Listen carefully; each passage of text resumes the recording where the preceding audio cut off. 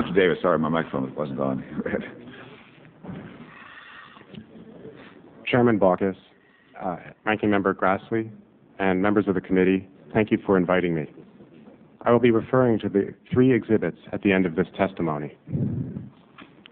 The top panel of Exhibit 1 shows the history of the price of owner-occupied housing, on average in the United States, since 1975. Prior to 1997, after smoothing through the booms and busts, real, inflation-adjusted house prices... So you're at Exhibit 1, is that right? Yes, I'm sorry. Real house prices, Exhibit 1. Exhibit 1. Mm-hmm. The top panel of Exhibit 1 shows the history of the price of owner-occupied housing, on average in the United States, since 1975. Prior to 1997, after smoothing through the booms and busts, real, inflation-adjusted house prices increased by about 0.6% per year.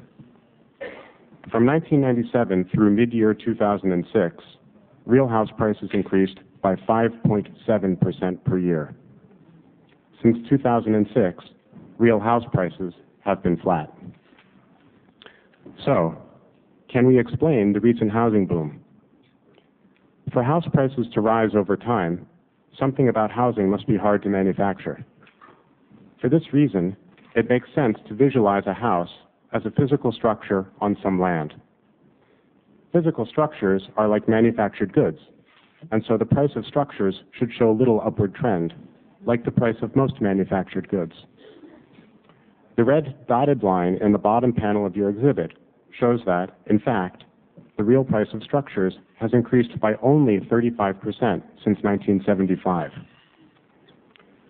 In contrast, land is not manufacturable, and this implies that changes to the demand for housing should be directly reflected in changes to the price of land. Shown by the solid line, the real price of residential land has increased by more than 250% since 1975. Viewed in this context, the housing boom experienced over the 1997 to 2006 period was a land boom. Over this period, the real price of land increased by 10% per year. A simple statistical model can explain most, but not all, of the recent boom to the price of land, which is the subject of the top panel of your next exhibit.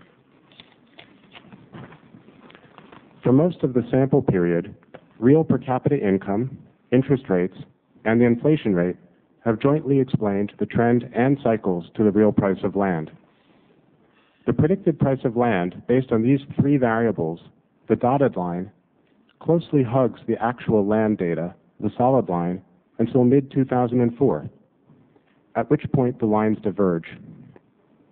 By last quarter, the actual price of land was 26% higher than its predicted price. A 26% overvaluation in the price of land currently translates to 12% overvaluation in house prices. The bottom panel of Exhibit 2 lists 2 possible explanations for why the actual price of land has outpaced the predicted price over the last 3 years. The first explanation is that there was a bubble.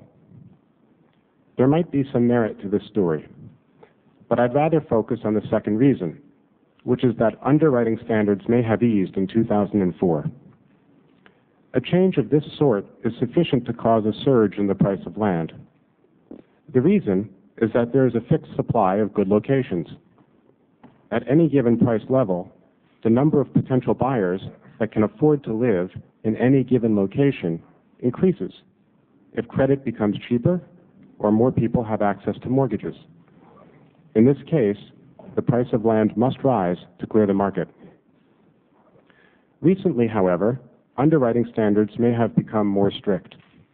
Thus, at current price levels, the number of potential buyers that can afford to live in any location has fallen.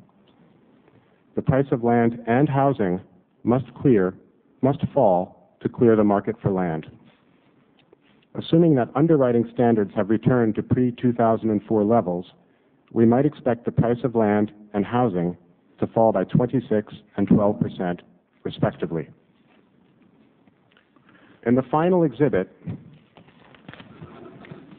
I make the case that the decline in house prices will be accompanied by a slowdown in residential investment and GDP. The top panel compares growth in real house prices, the solid line, with the share of GDP accounted for by residential investment, the dotted line. The correlation of these two series is 86%. Thus, if house prices fall, the odds are that residential investment will weaken.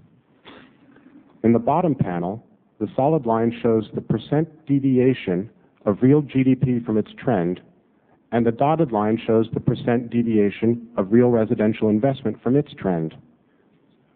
The historical correlation of these two series is 74%. Summing up, given that A, residential investment is currently below trend, B, we expect residential investment to fall further as house prices fall, and C, cycles in residential investment and GDP are highly correlated, from a statistical point of view, it seems highly likely that GDP growth will slow. This concludes my prepared remarks. Thank you, Dr. Davis. Ms. Geyer.